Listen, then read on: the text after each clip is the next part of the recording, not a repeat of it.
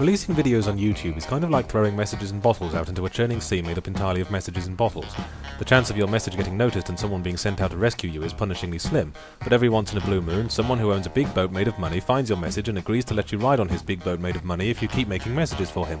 Then the two of you go on adventures with a smart-mouthed talking dog and travel to the land of the Gumdrop King, and I've sort of forgotten where I was going with this. Anyway, the point is, if you enjoyed my Darkness and Fable video reviews, you can now enjoy videos very much like them every week at The Escapist. So for more quick-fire, foul-mouthed blithering behind a facade of legitimate journalism, tune in for Zero Punctuation every Wednesday at escapistmagazine.com. As enjoyed by Peter Molyneux.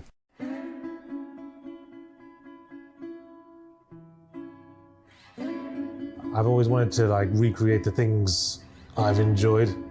That's been the pattern of my whole life. I got into video games very early. I wanted to start making them very early. I was programming on the old Commodore 64 when I was a kid. I used to draw up design documents with my drawing paper when I was really young. And I read books as well. And I wanted to write those as well.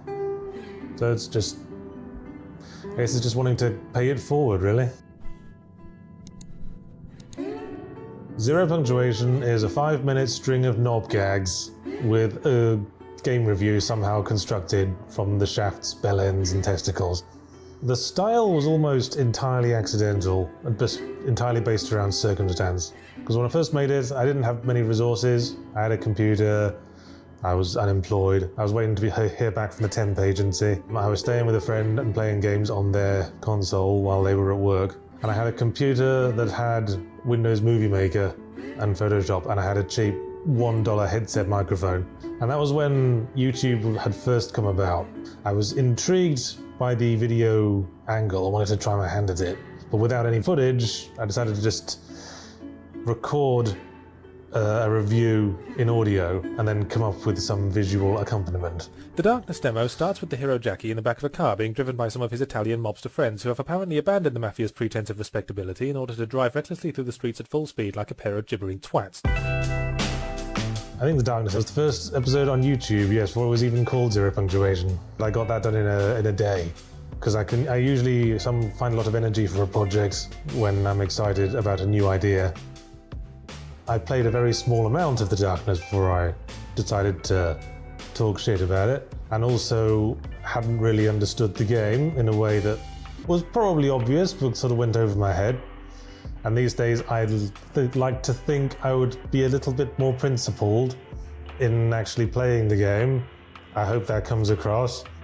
I was influenced a lot by British games journalism at the time. I read a lot of PC Zone magazine, which was what Charlie Brooker wrote for at the time. I think it was reading his stuff taught me the value of the negative review as an art form, because I'd always reread the most negative reviews in the magazine, because they'd all be full of these very creative similes and weird jokes. It was the sort of thread running through British games journalism for a time. There was this sort of anarchic punk humour to it all. I guess because video games were still kind of a niche thing. That's very much what went into Zero Punctuation from the start. In the good ending, you're a virtuous flower child with love and a smile for all the shiny-coated beasts of God's kingdom, and in the bad ending, you're some kind of hybrid of Hitler and Skeletor, whose very piss is pure liquid malevolence. I'm sick of games that claim to have choice, but that only really come down to either Mother Teresa or baby eating. All I'm saying is that a little middle ground is nice now and then. I suppose in my small way, I'm just trying to keep people conscious of the flaws and the things around them as a sort of counterpoint to the hype people are usually faced with. And it was never my intention to talk fast doing Zero Punctuation. I just did the first one and people pointed it out. Relates to it her intention to slit up evil dudes. She then adds, with a totally straight face, "We may need you to play Twing Twang." My first thought when I heard that was I am so going to quote that out of context, but on reflection it doesn't make a whole lot of sense in context either. If the developers were hoping I'd consider buying the full game just to see what Twing Twang is, then mission fucking accomplished, I suppose, but I'm going to be very disappointed if it isn't a cutesy euphemism for lesbian cunnilingus. Yeah, I went there. I've always had anxiety problems, so it was probably pure nervous energy, which might be why I created so many images to accompany the audio, and it turned into this visual stream of consciousness. It quickly became clear it was getting viral appeal. It was getting hundreds of thousands of hits in the first few days. It was the biggest anything I'd ever done. I got contacted by the developers of the games I'd talk shit about, and they said they enjoyed the takedown.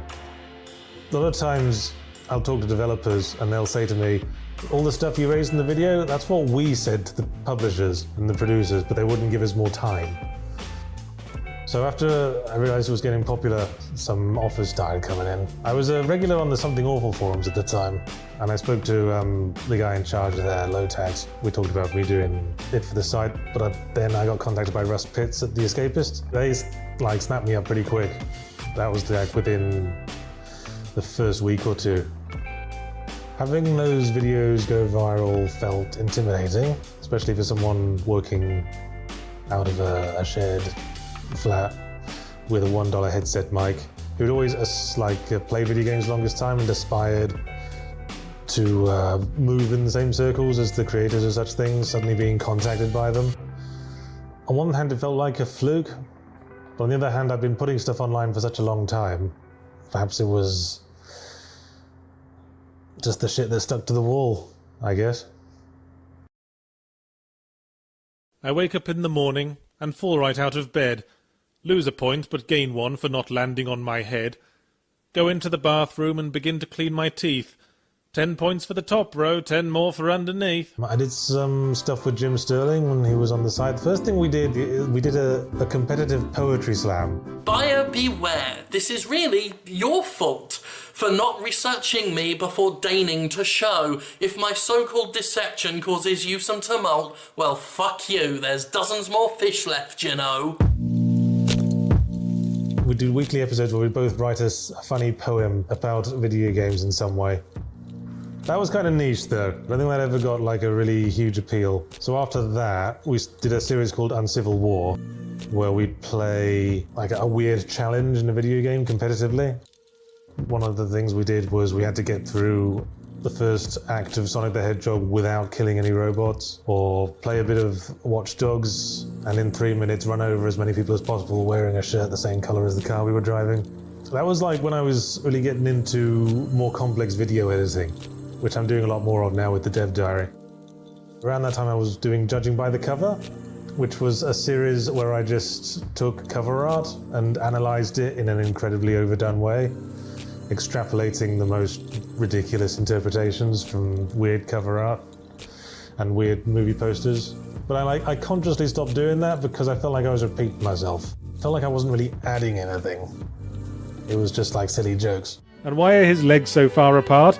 Look, you could ride a fucking Shetland pony through there. But I wanted to do something that really felt like something I could get my creative teeth into. And of course, indie game design is a big thing for me on the side. I decided I needed to refocus, hence this series. What really interests me is bringing original core gameplay concepts to life, and working on a long project burns me out when I'm not sure if that core concept is worth a damn. Thus, I have pledged to the following. Develop 12 games in 12 months. Because that was my intention going into this 12 games in 12 months project that I'm working on. And it's been very fulfilling for me that I'm seeing a lot of people on Twitter and on the site saying that they've been inspired themselves to do some quick fire indie game development. I wanted to emphasize that video games are an artistic medium for me, but that art is lost in the games that have the most exposure these days, the big committee design AAA stuff that's just trying to reproduce what's already popular for the sake of income. I think to get more interesting artistic ideas out there, to really explore the potential of the medium, you need to get lone wolves, auteurs, interested. Got to encourage them to try to realize the weird ideas that I don't think would appeal to anyone else. Because there is so much potential in the interactive arts, but I would argue there are things that can only be done artistically in an interactive storytelling medium that cannot be done in any other. Probably why film adaptations always suck. Something I've observed over the many games I've criticised is that it's becoming easier and easier to spot games that were designed by committee. It's difficult to put your finger on, but you can just feel it running through everything, like the words in a stick of rock. It's a weird sort of sense of inconsistency and blandness. Everyone on the committee had ideas for this bit or that bit, but none of them were taking full responsibility. No one seems to care enough about the project to say, no, a boss fight at this point would break flow and just be contrived time sinking, or we have to get all this dialogue redone because it reads like it was written by a pig. You'd think that having more people and more money on a project would make it better, and that seems to be the assumption of the big companies, but it doesn't. When the big money is poured into a project and you've got your top-tier graphics and physics engines and maybe one or two unique selling points to hide behind, designed by committee games are the ones that seem like the people involved were just a little bit too quick to say, good enough. This game's shit. Oh, sorry, I usually do more of a setup than that, don't I? I'll start again. Goodness me, this game's shit. My favourite games to make videos about, it's got to be the really negative ones. I mean, it's fun to be able to express your passion for a new game that really surprised you by how good it was, but it's more fun just to kick something apart that really deserves it. There's sometimes a struggle to come up with funny things to say about certain kinds of games, like extremely mediocre bland games that are perfectly functional but play just like 12 other games before are the hardest things to write funny things about. I most appreciate the bad games and the good games. In both those cases you can actually get passionate about it. I keep going back to Ride to Hell Retribution, probably one of the worst games I've ever reviewed.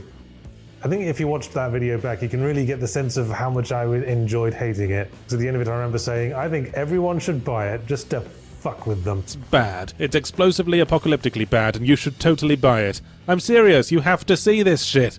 There are a couple of episodes that stand out in my memory. The Duke Nukem Forever one certainly does, and with a lot of other people, I think. Who would have thought, after 12 long, extremely stupid years of speculation, engine changes, occasional screenshots, and presumably several roomfuls of people paid to sit and go all day long, that the game would not only be finally released, but would be worth every nanosecond of waiting and would be of such astounding depth and complexity that every previous conventionally good game shrivels before its mightiness like it's a cold day in the locker room. When I assumed we'd never actually see the game, I made a joke review of what I imagined Duke Nukem Forever could have been if they genuinely had been working flat out on it for 15 years, or however long it was at that time. So it was just this idea of this ridiculous super game that comes on 12 DVDs and you control it with your nose or something. You move Duke's arms with the analog sticks and his legs with the shoulder button, so to walk forward you alternate pressing L1 and R1, and you'd be amazed how immersive that gets after a while. So that was fun, but it was made all the more fun when the actual Duke Nukem Forever came out, and then I had to review that actual game and go, well, this'll teach me to open my big fat mouth. I also occasionally think back to the Wolfenstein review that I did entirely in limericks. It felt like the only way to make the game interesting because it felt very generic. And this was before the whole Modern Warfare shooter craze, so it surprises me that I thought a game like that was generic, considering what was about to come. Any pretense of freshness is gone. At the very outset of Stage 1, you escape your pursuers via underground sewers, so we start as we mean to go on. I do feel a little let down when I hear people refer to me as that guy who just hates all games. I wouldn't play a game every week and make 700 reviews over the course of 13 years if I didn't really, really love video games. If I didn't like video games, I just wouldn't say anything at all. I hate because I love. I criticize because I love. And I just want video games to realize their full potential. I often speak to developers who are really good-humored about it, but I feel for the developers presenting their games. I just imagine them watching back that video of me talking behind their backs afterwards to camera, giving my honest feedback. I suppose it's a part of an internal clash I've just learned to sort of keep buried deep down somewhere. That I understand the effort that goes into these things, and I want to show my appreciation, but at the same time I also feel the weight of expectation from the viewers as well. I guess enough people appreciate what I do, in that it's an alternative to the usual more positive exposure, that I feel I can have confidence in it. There were times when I thought, once the indie games have really taken off, I can finally be able to retire. But I think I stopped thinking about that now. I think I feel like this can be my contribution to the world that I'm part of, the video game world.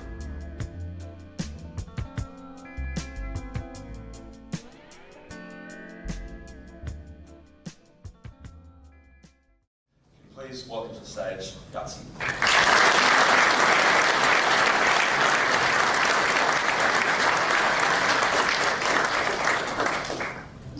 Thank you, Tom. Thank you, everyone. What makes a good game? It's a pretty intimidating question, isn't it? Simple and at the same time bloody complicated. There's no magic formula. Everyone's got their own tastes, and every game is trying to do something different. I could go off about difficulty curves, emergent storytelling, diligent QA, but that's breaking down something that I think needs to be viewed as a whole. I prefer to be called a critic, because a criticism is what happens to art. Now, when you say that games are art, there's a tendency for people to get a bit embarrassed. Oh, here we go, they say. Look at the big nerd in his big nerdy trousers, getting all sweaty and excited about frivolous things. Well, if being passionate about something makes me a nerd, then I'd rather be that than the aloof, tedious, empty shell of a person that you are. What sets art apart, is that while it can have a function, its main intention is to explore human emotion, to make us empathize. Empathy is perhaps more vital to video games than any other medium, because no film or book asks you to personally step into the shoes of the main character. And that's what you have to consider when judging whether a game is doing its job properly. If the game is story-based, do I want to see how the story ends? If it's more gameplay-oriented, do I care whether or not I'm playing it well? You can talk about the graphics and the sound and the gameplay mechanics, but eventually you have to step back and boil it down to the overarching question, which is, do I give a toss